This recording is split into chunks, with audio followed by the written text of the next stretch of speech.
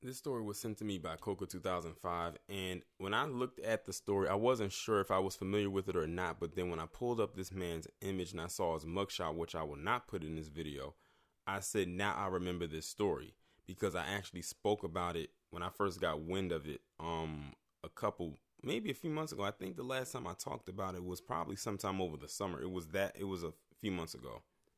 But if you don't know who this man is, this is Curtis Flowers. And this man right here was in prison for the last 2 decades or so for a crime he did not commit. And they were determined to try to convict him on something that they know he didn't do, to the point where it went to so many mistrials. Like, they could not come up with a solid conclusion, like with the jury and everything like that.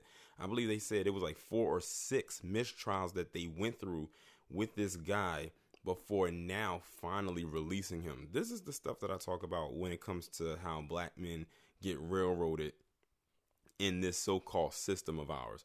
They know that this man was innocent of whatever crime they tried to pin on to him, but because their case was sloppy, they tried to do whatever they can to try to find him guilty, even though there wasn't even enough evidence there to convict him of a crime. And it was so many mistrials, but they kept going and going and going over and over again. Like, they did not let the case just rest. They were determined to get their man, but they were probably so stressed out by it and said, look, we're done. We're tired of dealing with this. Let this man go. And finally, after 22 years and so many trials, Curtis Flowers is finally a free man. It says a Mississippi man whose murder conviction was overturned by the U.S. Supreme Court for racial bias was released from custody on Monday for the first time in 22 years. Curtis Flowers walked out of the regional jail in the central town of Louisville hours after a judge set his bond at $250,000. A person who wanted to remain anonymous posted the $25,000, the 10% needed to secure Flowers' release. Now look at that. They set this man's bail at $250,000. They set it so high because they thought that he wouldn't be able to pay it, but somebody out there was looking out for him and paid it anyway. It probably stunned the judge. It's been rough, Flowers said. Taking it one day at a time, keeping God first, that's how I got through it. When asked another question, Flowers sighed, smiled, and tossed his hands in the air. I'm so excited right now, I can't even think straight, he said with a laugh. At the bond hearing earlier on Monday in the city of Winona, Circuit Judge Joseph Loper ordered Flowers to wear an electronic monitor while waiting for the district attorney's office to decide whether to try him a 7th time. Like, remember, they were 6. They were going for a 7th time. I would be so outraged at that. Like, they could not get him the first time, the second, the third, fourth, fifth, 6, but they were going to go for a 7th time to try to convict this guy. There was nothing there to convict him of. Whoever committed this crime is either deceased themselves, or you just didn't try to find him. You just pinned on this guy for the last 22 years. Could you imagine that? Flowers also must check in once a week with a court clerk, McDuff said. He said lawyers would file papers asking the judge to dismiss the charges. Flowers was accompanied from the jail on Monday by his lawyers and 2 sisters, Priscilla Ward and Sharita Baskin. The siblings said they were going home to fry some fish for dinner and hang out together. Flowers was convicted 4 times in connection with a quadruple slaying in the city of Winona in 1996. Twice for individual slayings and twice for all 4 killings. 2 other trials involved all 4 deaths and in mistrials. Each of the convictions was overturned, but Flowers has remained in jail because the original murder indictment is still active. Circuit Judge Joseph Loper said it was troubling that prosecutors had not responded to a defense motion to drop the charges against Flowers. He said if prosecutors do not respond, the state will reap the whirlwind from him. Assistant District Attorney William Hopper left the courtroom without speaking to news reporters. Earlier, he declined to comment when asked if the district attorney's office would try Flowers for a 7th time. Supporters who were among the more than 150 people packing the wooden pews of the 1970s era courtroom hugged Flowers after the judge announced his decision. His father, Archie Lee Flowers, choked back tears. He said the first thing he would do when his son was released was pray. The elder Flowers said he frequently visited his son in prison where they sang and prayed together. He said he has always believed in his son's innocence. During his sixth trial in 2010, now look at that. The last trial that Curtis Flowers had was 9 years ago. And they were going to try him again for a seventh time 9 years later. So that means that this man did not get another court date until this year when they decide to finally release him. So he literally has been sitting behind bars for almost a decade. After a mistrial. After 6 mistrials, might I add. The U.S. Supreme Court overturned that conviction in June, finding that the lead prosecutor, Doug Evans, had shown an unconstitutional pattern of excluding African-American jurors in the trial of Flowers, who was black. So look at that.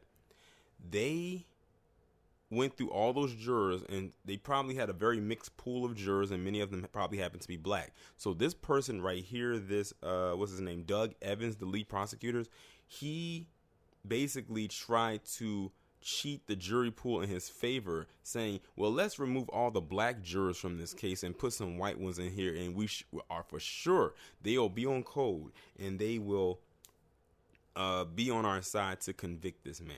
They were doing anything to get this man, and they knew he was innocent. But it backfired on him. After the Supreme Court ruling, Flowers was moved off death row at the Mississippi State Penitentiary at Parchman and taken to a regional jail in the central Mississippi town of Louisville. Now, that's the one con I would have when it comes to the death penalty. Give it to people that you know are deserving of it, but then it's hard to determine because this guy could have been found guilty and they could have gave him the chair. The case is unprecedented in the history of the American legal system, McDuff told the judge during Monday's hearing. He said Flowers has more than 22 years in prison without lawful conviction to justify his incarceration and had an exemplary record of good behavior in prison. Hopper had asked the judge to deny bond. He cited several examples of evidence that he said pointed to Flowers' guilt.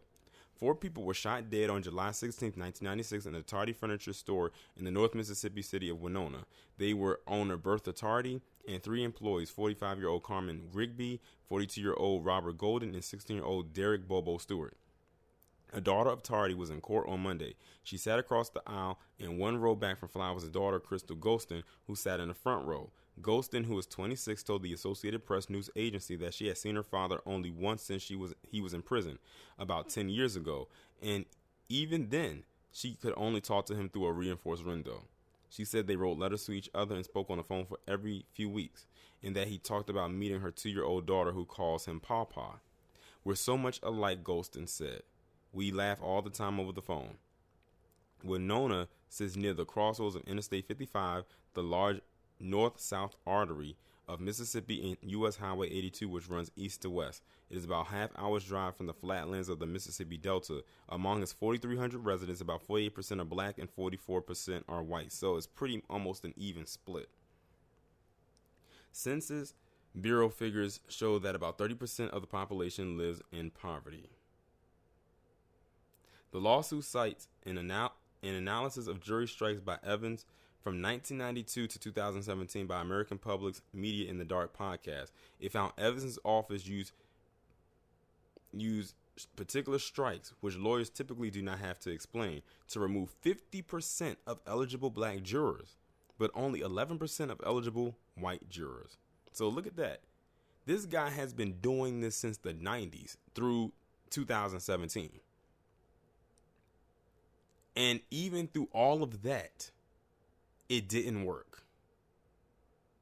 He thought that keeping the jury looking like the way that it was, I guess you can say, tainted. But it ended up in 6 mistrials. So his little plan didn't work. They need to investigate him and lock his ass up. The analysis was performed as a part of a series of episodes questioning Flowers' conviction in his 6th trial. But this guy was that determined to try to get this man to go to jail that he was even that he even stooped that low to do something like that. But that's the America that we live in. But all in all, I'm glad this man is finally released from prison. Hopefully he can try to get pieces of his life back together. I think when it comes to stuff like this, the one things that I hate is when, say if they have family, like he has a daughter. His daughter is now 26. He missed out on being able to see his daughter grow up and seeing the birth of his grandchild. Moments like that he won't get back. Like I said, time is one of the most precious things on earth. It's one of the most valuable things. Like if you don't value anything else, value your time. And like I said, he lost all of that time, and that system kept time to not be on his side, because they were just determined to not only have this man go to jail for the rest of his life, but also get the death penalty eventually somewhere down the line. But y'all let me know what y'all think, and I'll talk to you in the next one.